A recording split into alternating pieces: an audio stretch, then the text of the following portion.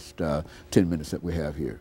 Okay, well, in late last 2008, the May family and their developer came to me and asked that there be a research component as part of this project, and they wanted to involve students.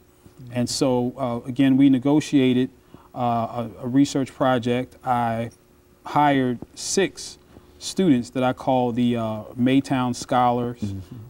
Christopher Norwood, a biology graduate student, Nakiah Young. Nakiah Young actually was the first African-American planner in Rutherford County. Katasia Jordan, who's at graduate school at UT Austin, and 3 other students.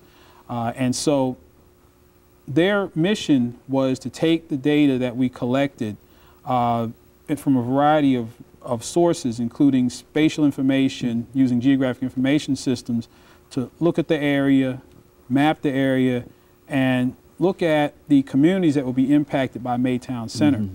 And so after we analyzed these communities, we came up with 3 primary, what we call stakeholder groups. The first are African American, or well, alumni of Tennessee State University, who are almost overwhelmingly black, of course.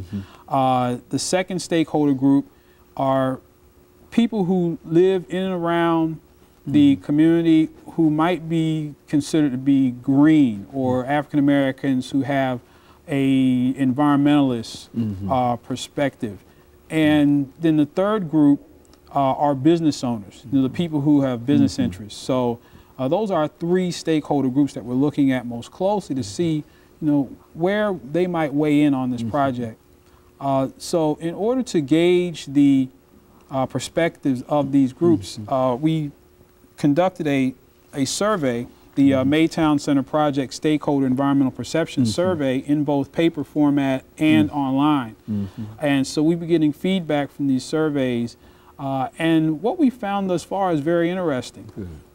We found that the green or environmentalist roots of this project are closely linked to the Bordeaux landfill. You know that there was a landfill in Bordeaux that was closed down. The black community out there fought against it for 20 years, literally. And so there's a lot of sentiment in Bordeaux against bad development, against pollution, against landfills. And so that community is in the same council district as Bell's Bend in District 1. Lionel Matthews, who is a TSU graduate, interestingly enough.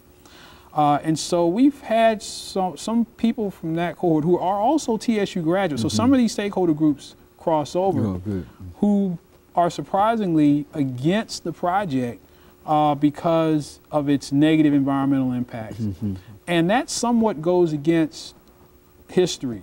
What has historically occurred in